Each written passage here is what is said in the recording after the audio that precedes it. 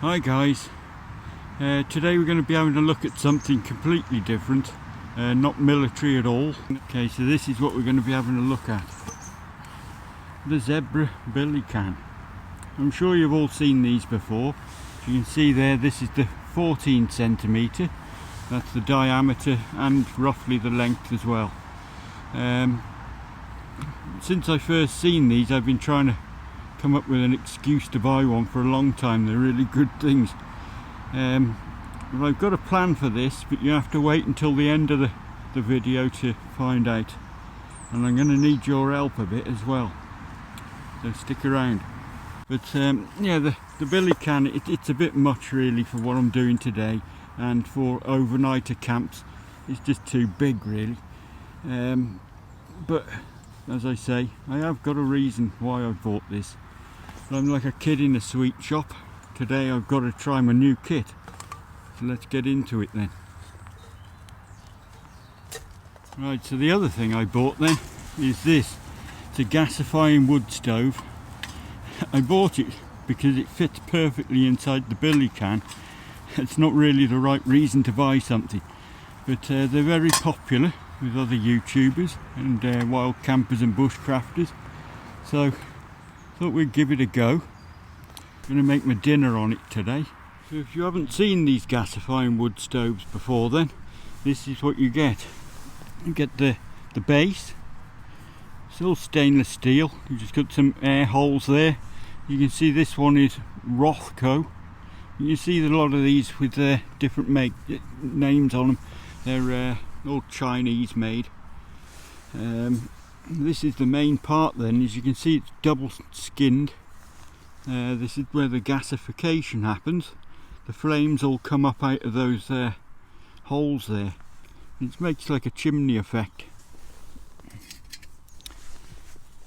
So this is the part that you do your burning on. As you can see, I have tried this at home beforehand. I tried it with sticks and twigs and things like that, and it didn't work very well. But we're going to try something else today. And we'll have a look in a minute. So that slots right down inside there. So that slots right in there. Comes out the bottom a bit.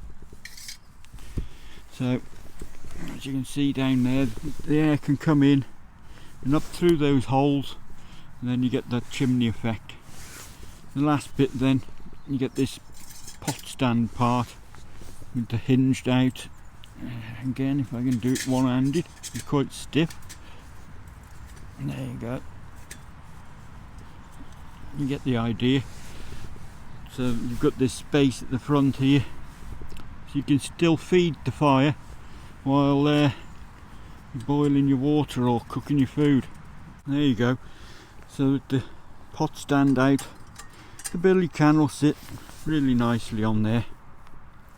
You see, I brought my windshield because apparently these don't work particularly well with any kind of breeze, so that should help it a bit. Let's get it fired up then and see how things go. Right, so this is the stuff that I'm burning today then. I see a lot of other YouTubers using. They're just wood pellets. I think they're just compressed sawdust. I already had some because it's cat litter. You can buy it from the supermarkets, big sack of it quite cheaply. Apparently it's one of the best things you can burn in these Gasifying wood stoves, but we'll see. Right, top tip for you guys then, get yourself some of this. It's really good for starting fires, better than cotton balls with Vaseline on, I think. If you've never seen it before, it's for polishing brass and other metals. It's an abrasive, and this wadding stuff is full of alcohol, so it burns really well. So you can probably see I've put a bit in there. I've got this cheating a bit, no ferro rods. There you go. So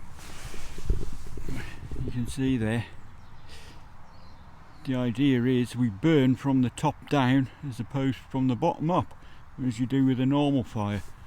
And that's supposed to be the most efficient way to use these Gasifying stoves.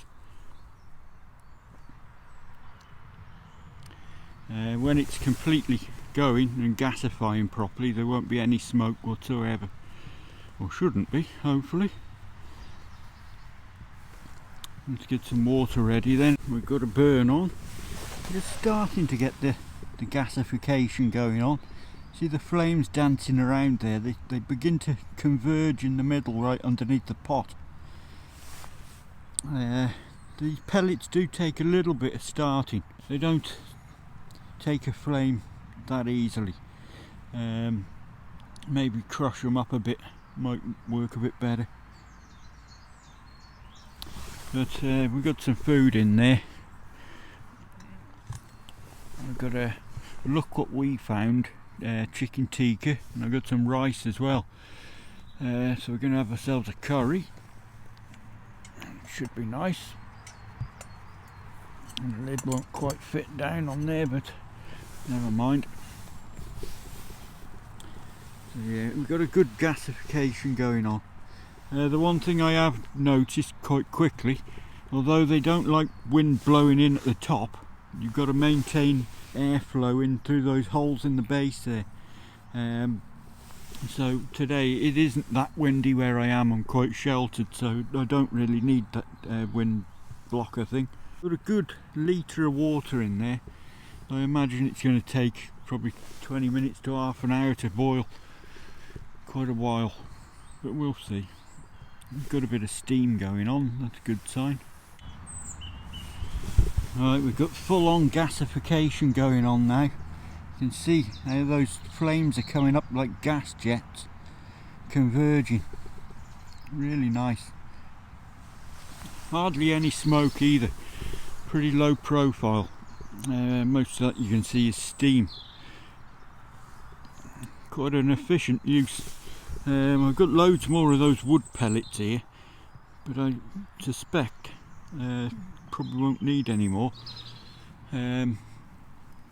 Actually, this spot we're in, I'll give you a look round while we're waiting for that to boil. Yeah, I just found this nice little spot. You can't see, but right over there, we're right on top of a cliff here, looking down on top of a very busy A road. If it wasn't so deep in all these bloody prickly things, we'd go and have a look. But it might not be a bad place for a camp here. Looking down this way, we have got very steep hill, very steep.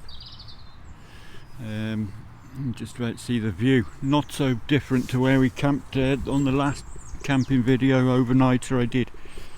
And I'm thinking, bring me saw with me next time, get rid of that stick there, that branch, and that one over there next to that post. And I could put my basher up against the fence. We've got quite a flat area here. Bivvy it under here, under the basher. Bit of a lean-to thing going on. Not a bad spot. And good thing about here is we are probably 500 metres from the nearest footpath. So yeah, that's what I'm thinking going forward.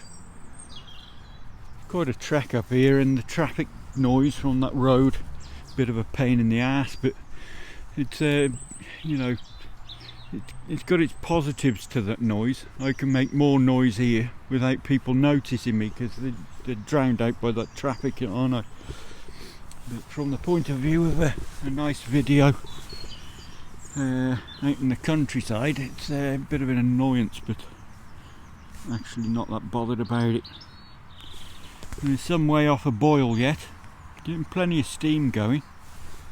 So there you go, chicken tikka curry and coffee. Very nice. So I put that out now. There was probably another half hour of burn time left in that, but I needed to get it cooled down, allow it to cool so I can carry it back. I'll eat my food and I'll bring you back in a bit. So the main reason for buying the billy can then is for long-term survival situations. We've seen around the world natural disasters like earthquakes, tornadoes and floods, So any situation which makes your home no longer particularly safe to be in, you might need to bug out. Like where we are today in the woods, could be the kind of place where you need to bug out too. Now your normal camping cook sets, particularly your ultra lightweight, ultra compact cook sets, they're fine for overnight camping, a weekend out in the tent, but long term they're not really big enough or reliable enough or even versatile enough. Obviously long term survival, shit at the fan sort of thing, gas, alcohol, all that sort of stuff's going to run out sooner or later.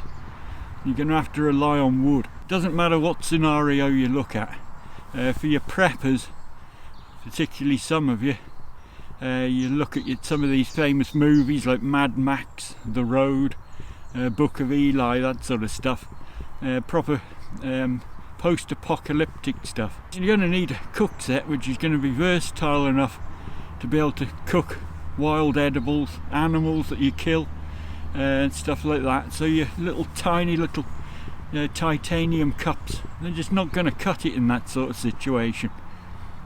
But more realistic, like natural disasters, it could be civil unrest, something like that, some sort of situation where you just got to bug out. You're going to need a cook set which is going to be, use the fuel that's all around. It's going to be big enough to make your big stews and that sort of thing, from your wild edibles and whatever. So that's why I bought the billy can. It's quite a big thing, 2 litres. Certainly make yourself a stew that'll last you a good day, maybe even 2 days.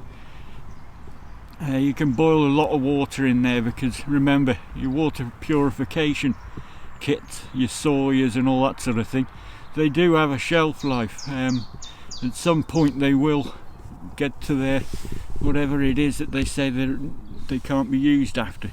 So if your sole way of purifying your water is boiling, you're going to need quite a big thing to boil it in. You're going to be using maybe, 4 to 6 litres of water a day, depending on what you're doing. If you're hunting and whatever, looking around for food, you're going to be drinking a lot of water and using water to cook as well. So you need something to be able to boil water in quite large quantities to make it clean. So this zebra billy can here, it's not perfect. In a long-term survival situation, you probably want to be having one of those great big cast iron sort of cauldron things, but it's a start. It's big enough for the longer term survival, but small enough to fit into a Bergen side pouch.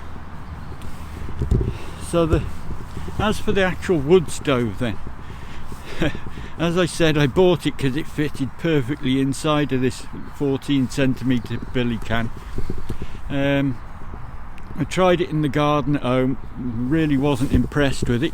It didn't really work. But now out here in the woods, tried it with those wood pellets, the cat litter stuff, and it's really, really good, quite efficient burn. It sort of changed my mind about it a bit. It doesn't produce hardly any smoke as well, really good for concealment. It sort of keeps your fire compacted in one place, it's not spreading, you're not going to start wildfires or all that. For long-term survival, is it really necessary when you can build a fire on the ground in a pit, like Dakota fire pit, that sort of thing? Yeah, it's a good question. The space inside that billy can could be better used by putting other stuff for long-term survival in there. So this is where you guys come in. I need you to tell me what sort of things you think I should be putting in there. But remember, it's all about cooking here, cook set stuff. We're not talking about shelters and all that sort of stuff and knives. We're going to assume we're going to have all that stuff anyway. We're just looking here at cooking. And remember, it's got to be something that's going to last. It's no good putting things in which are only going to last a couple of days. plastic folding cups, that sort of thing.